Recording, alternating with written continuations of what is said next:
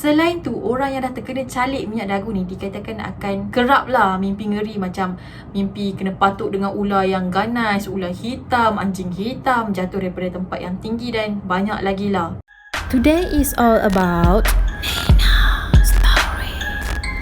Korang jangan lupa like dan subscribe tau.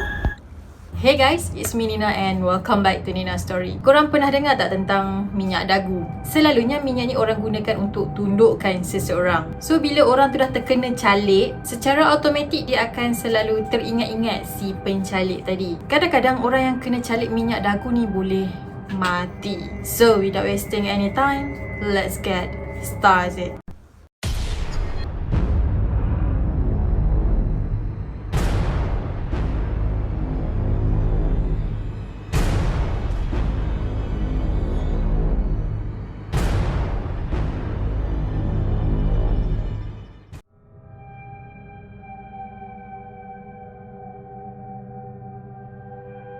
Kenapa minyak ni dipanggil sebagai minyak dagu? Sebenarnya minyak ni merupakan minyak dagu yang berasal daripada orang yang dah mati. Minyak ni bukan macam minyak biasa, macam minyak gamai ataupun minyak masak. Tetapi minyak ni sebenarnya telah dijampi dengan mentera yang tertentu. So boleh dikatakan minyak dagu tadi merupakan minyak sihir. So macam mana minyak dagu ni diorang boleh dapat? Selalunya bomoh-bomoh ataupun orang yang nak buat minyak dagu ni, diorang perlu korek kubur orang yang dah mati sekitar tengah malam, iaitu pada pukul 12.30 malam. Jadi kubur yang diorang pilih ni adalah kubur orang yang baru je mati. Kalau dah lama mati, orang tu dah tak ada dagu dah, just tinggal rangka je.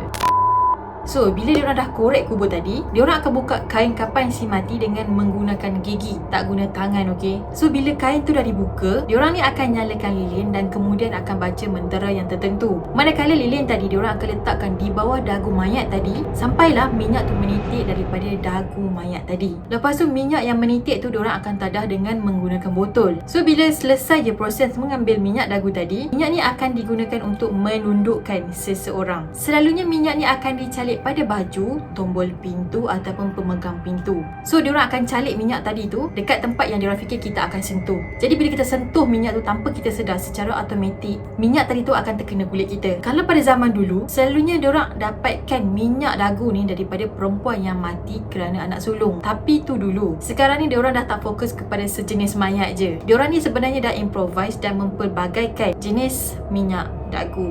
Contohnya, kalau minyak tadi berasal daripada perempuan yang mati kerana anak sulung, minyak dagu dia dipercayai boleh merosakkan rumah tangga orang, boleh membuatkan keluarga tadi ni bercerai-berai dan hubungan suami isteri berantakan. Ada yang kata minyak ni sangatlah famous di negeri sebelah pantai timur. Manakala minyak dagu yang berasal daripada anak dara sulung digunakan untuk jatuh cinta.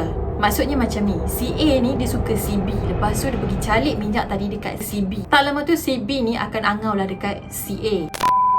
Tiba-tiba aku teringat satu cerita yang mana cikgu aku pernah cerita dekat aku sebelum ni, yang mana ada seorang perempuan ni cantik. Kemudian adalah seorang lelaki ni yang nakkan dia, tapi perempuan yang tolak sebab dia dah ada kawan lelaki yang lain. Lastly, lelaki yang nakkan dia tu calik minyak dagu dekat dia, sampaikan perempuan tadi ni angau teruk dekat dia. Yang paling sedih, akhirnya perempuan tadi tu mati. Keadaan dia masa sakit memang sangat-sangat sedih, kurus kering. Kadang-kadang tu dia buang baju tak pakai apa pun. Lepas tu dia asyik-asyik sebut nama lelaki tadi tu, tapi lelaki yang calik minyak dagu dekat dia tu jual mahal pula. Sebenarnya lelaki tadi tu just nak balas dendam je dekat perempuan tadi tu. Dia nak perempuan tu seksa sampai mati. Sebelum perempuan tu mati, dia memang kurus kering, dah macam orang tak betul, macam orang gila, dan akhirnya dia pun mati macam tu je. Memang cerita dia memang sangat-sangat sedih lah. Tak silap aku, perempuan tadi tu macam ada related dengan cikgu aku tadi. Aku tak sure sama ada tu cousin dia ke apa, aku tak ingat, tapi diorang macam ada related.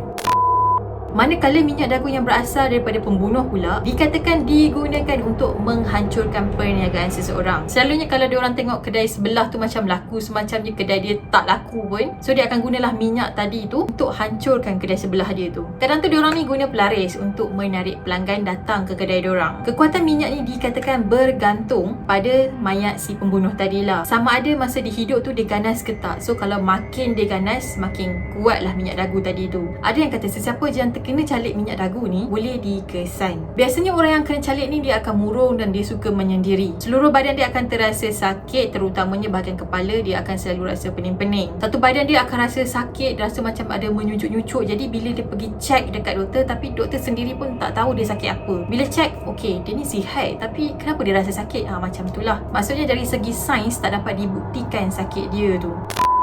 Jadi bila bulan penuh dikatakan mangsa tadi ni akan benci family dia. Dia akan memberontak sangat-sangat teruk sampai dia tak kenal family dia sendiri. Lepas tu bila orang nak bawa dia pergi berubat, dia akan memberontak. Dia akan mengamuk, dia tak nak pergi berubat. Lepas tu kalau dulu ni si mangsa ni benci dekat si penyihir tadi ataupun si pencalik tadi, tapi lepas dia kena calik je minyak dagu tadi, dia akan jadi rindu, angau, terbayang-bayang si pencalik tu. Dikatakan diorang ni akan termimpi-mimpi si pencalik tadi. Selain tu, orang yang dah terkena calik minyak dagu ni dikatakan akan kerap lah mimpi ngeri, macam mimpi kena patuk dengan ular yang ganas, ular hitam, anjing hitam, jatuh daripada tempat yang tinggi dan banyak lagi lah. So mostly mimpi dia memang tak membahagiakan lah, memang menakutkan. Selain tu, kalau diorang ni dengar orang baca Al-Quran, diorang ni akan mengelupur. Maksudnya macam bukan mengelupur macam ikan kena tetak tu, tapi dia macam kepanasan, gelisah, tak boleh nak duduk diam. Memang tak senang duduk lah, macam cacing kepanasan. Selain tu juga, orang yang kena calik tadi, diorang punya perangai dah tak macam dulu lagi. Memang sangat-sangat berbeza. Kalau dulu mungkin dia solat tak tinggal, lepas dia dah kena tu mungkin dia akan tinggalkan solat dan dah tak peduli tentang tuntutan agama. So dia macam kadang-kadang solat, kadang-kadang tak, kadang-kadang solat, kadang-kadang tak. Sebab dia sendiri pun tak boleh nak kontrol diri dia. Dikatakan apabila orang tu dah terkena calik, so mangsa ni akan ikut segala kehendak si pencalik tadi. Apa yang si pencalik ataupun penyihir tadi tu nak, dia akan ikut je tanpa ada banyak soal. Kalau orang tadi tu nak harta ataupun duit dia akan bagi je. Tapi benda ni bergantung kepada kekuatan minyak dagu tadilah. So kalau orang yang dah terkena calik dengan minyak dagu orang mati ni, pada akhirnya orang ni boleh jadi kurang siuman, gila, hilang ingatan dan paling teruk sekali dia boleh mati. Aku ada terbaca tentang satu cerita yang mana ada seorang Bangla ni yang bekerja dekat sebuah kilang, yang mana dia ni dah calik minyak dagu dia dekat bini orang. Korang faham tak? Dia calik minyak dagu tu kat bini orang, tapi bini orang tu macam tak sedar apa yang dia buat. Yang si bini orang tadi ni, dia sebenarnya perasan yang Bangla tu calik minyak dekat tangan dia, tapi dia pelik minyak apa dia tak tahu. And then dia pun beritahu lah dekat suami dia. Lepas tu macam nak elakkan benda yang buruk terjadi, so si suami ni bawa lah isteri dia pergi berubat. So macam dia ambil langkah yang awal lah untuk bendung bini dia jadi angau ke apa dekat Bangla tadi tu. Dikatakan perbuatan Bangla ni terkantui sebab ada CCTV dekat kilang tu yang rakam perbuatan dia. So macam tak pelik lah kalau korang jumpa orang Melayu yang bercinta dengan Bangla, yang kahwin dengan Bangla.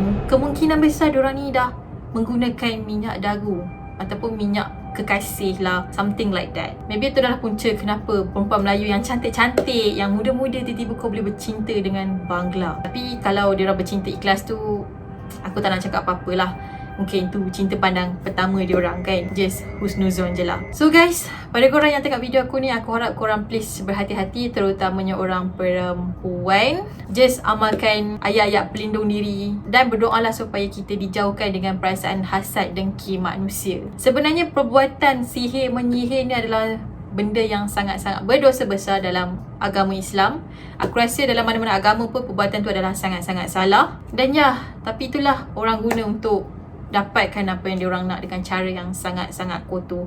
Semoga kita dijauhkan dengan benda-benda yang buruk macam ni, insyaAllah. Okay guys, that's it for today. Dan aku harap korang suka dengan video aku. Pada korang yang belum lagi subscribe channel aku, jangan lupa untuk subscribe, like, komen dan share. Korang juga jangan lupa untuk follow IG aku, sebab sekarang ni aku tengah tunggu followers aku untuk cukup 10k, sebab aku nak buat giveaway. Tapi kalau tak cukup 10k, macam mana aku nak buat giveaway kan? Selalunya aku buat giveaway ni dekat IG je. Dekat YouTube selalunya aku tak pernah buat lagi. Aku rasa mungkin aku takkan buat lah. Just aku akan buat giveaway dekat IG aku. So korang kena pergi follow aku. At least korang boleh join giveaway yang aku buat. So make sure korang pergi follow IG aku dan genapkan 10k, dan aku akan buat giveaway untuk korang. Dan kita akan jumpa lagi pada video yang akan datang. Bye bye.